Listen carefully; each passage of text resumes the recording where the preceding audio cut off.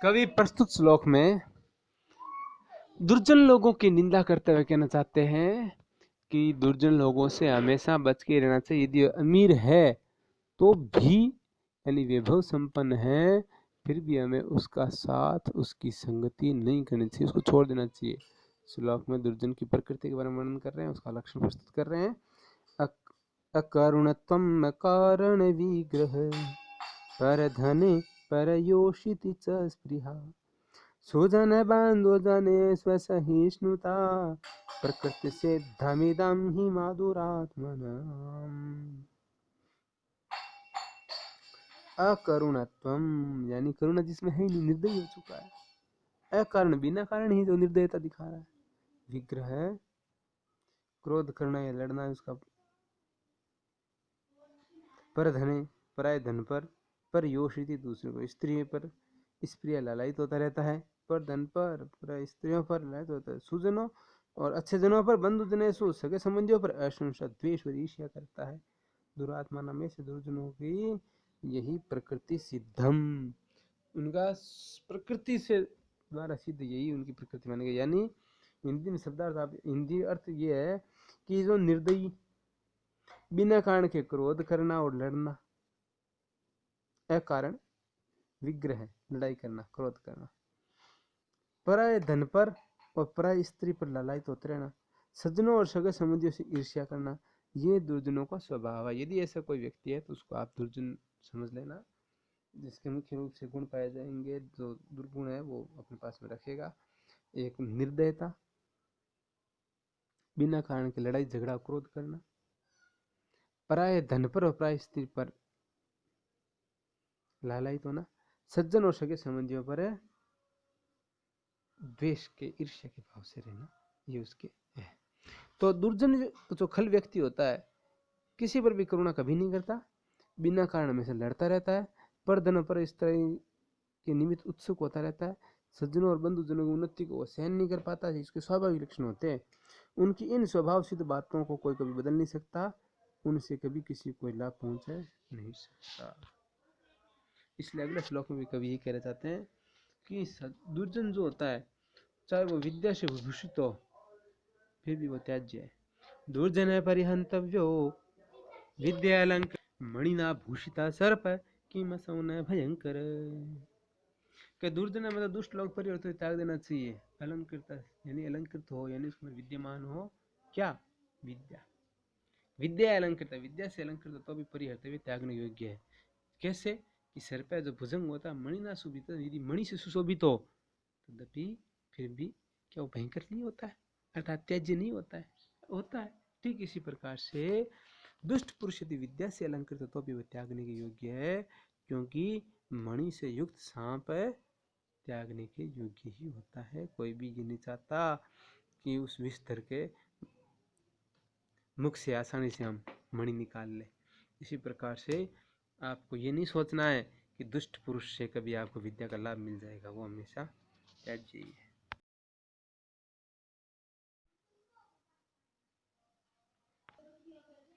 कवि का कथन है कि यदि लोभ आदि दुर्गुण हमारे पास में है तो दूसरे दुर्गुण की कोई आवश्यकता नहीं है, वो अपना आप नष्ट करने में पूर्ण रूप से समर्थ है। बड़ा ही अच्छा श्लोक प्रस्तुत किया है। लोभश्चेद गुणेन किं पिशुनता यद्यस्ति किं पातकै सत्यं चेत् तपसा च किं शुचिमनो यद्यस्ति तीर्थेन किं सौजन्यं यदि किं गुणैषु महिमा यद्यस्ति किं मण्डनैः सद्विद्या यदि किं धनैरपयशो यद्यस्ति किं मृत्युना। प्रस्तुत श्लोक में शब्दार्थ ये स्पष्ट होता है। लोभ है चेत यानी लोभ यानी लालच।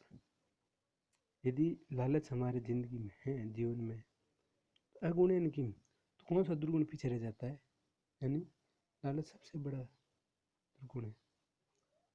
पिशुनता मतलब चुगली होता है, पिशुनता पीठ के पीछे बात कहना। यदि ये दुर्गुण हमारे अंदर है तो और पाप की क्या जरूरत है, सबसे बड़ा पाप ये। सत्यम चेत, इसी प्रकार से यदि हमारे जीवन में सच्चाई है, तप साथ से की तपस्या ही कहाँ जरूरत है, वही सबसे बड़ा तप है।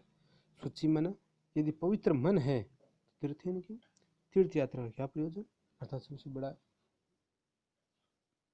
तीर्थ सत्य ही है।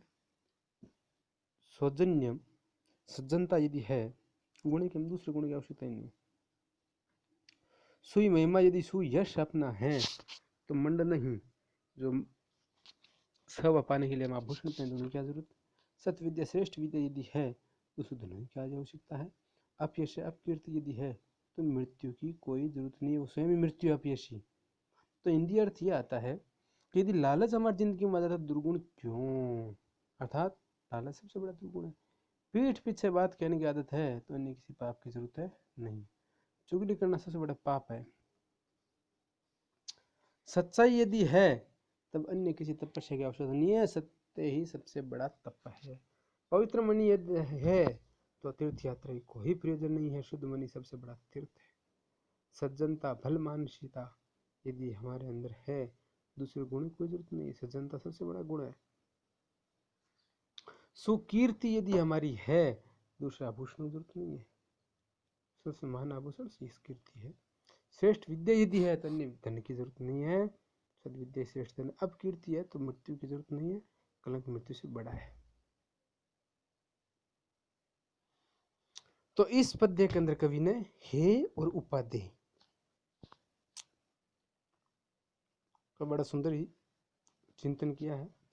लोभ होने पर अवगुणों की, दुष्टता होने पर पातकों की, सत्यता होने पर तपस्या की, शुद्ध मन होने पर तीर्थ यात्रा की, सौजन्य होने पर आभूषणों की, उत्तम विद्या होने पर धन की, अपयश पर मृत्यु का होना न होना बराबर है, सब इसमें बताया गया है। अर्थात लोभाधिक का होना भी अवगुणाधिक्य होने के अनुरूप समझ चाहिए। अतः मनुष्य को लोभ, कृपणता, पिशुनता, अपयश आदि अवगुणों का परित्याग करके सत्य, मन की पवित्रता, सुजनता, सुविद्या आदि सद्गुणों को ग्रहण करना चाहिए।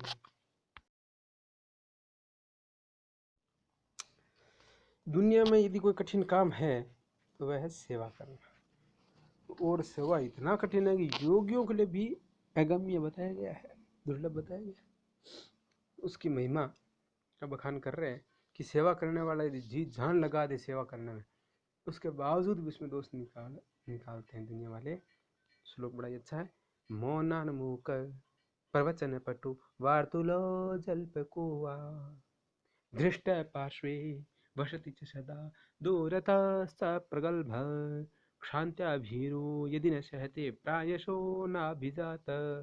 इसलिए सेवा धर्म परम गहनो योगिनाम अप्यगम्य। अर्थात मौनान्मुख यदि सेवा करने वाला व्यक्ति किसी बीमार के पास बैठा है और चुपचाप बैठा रहता है, यानी मौन बैठा रहता है, तो कहते हैं मूक है ये तो, यानी गूंगा है, बोल नहीं सकता, बोलने की क्षमता नहीं है, चुपचाप पूरे दिन इसके पास तो बोर हो जाते बैठे बैठे। और यदि वही पास में बैठने वाले व्यक्ति बोलता है, प्रवचन करता है, तो प्रवचनान पट्टू, कहे तो पट्टू है, वार्तुलो है। वार्तुलो मतलब अत्यधिक जलपका है, अधिक बातें करने वाला, ये तो बहुत ज्यादा बोलता है, चैन से सोना ही नहीं देता है, जलपका है। प्रवचन पट्टू, वार्तुलो बातें करना, अच्छी अच्छी बातें करने वाला है, तो कहते जलपका है ये तो, यानी ज्यादा बातें करने वाला है। दृष्टा पार्श्व वसति सदा, यदि हमेशा उसके पास बैठा रहता है बीमार के पास में, तो कहते ढीठ है, यहाँ से कभी दूर ही नहीं जाता है। और यदि दूर चला जाता है तो अप्रगल्भ है, निकम्मा है, कभी पास ही नहीं आता है, कोई काम ही नहीं करता, ध्यान ही नहीं रखता हमारा। क्षांत्या भीरु, दोस्त बता रहे हैं, यदि सहनशीलता रखता है कि नहीं नहीं डॉक्टर साहब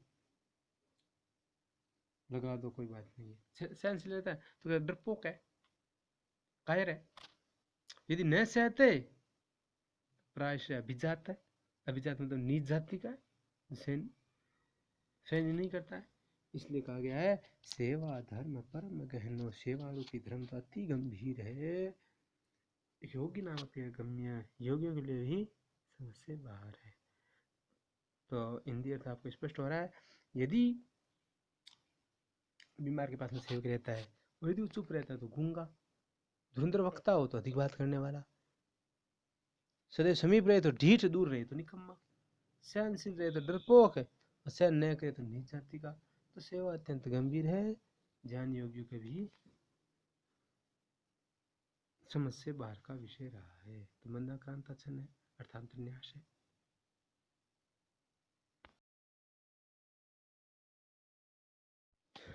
अगले श्लोक के अंदर कवि सज्जन और दुर्जन की मित्रता का भेद उदाहरण के माध्यम से प्रस्तुत कर रहे हैं। आरंभ गुर्वी श्रेणी क्रमेण लघ्वी पुरा वृद्धिमति च पश्चात् दिनस्य पूर्वार्ध परार्ध भिन्ना छाएव मैत्री खल सज्जनानाम्। खल का मतलब दुर्जन होता है, दुष्ट होता है, सज्जन का मतलब अच्छा, श्रेष्ठ। अब इनकी मित्रता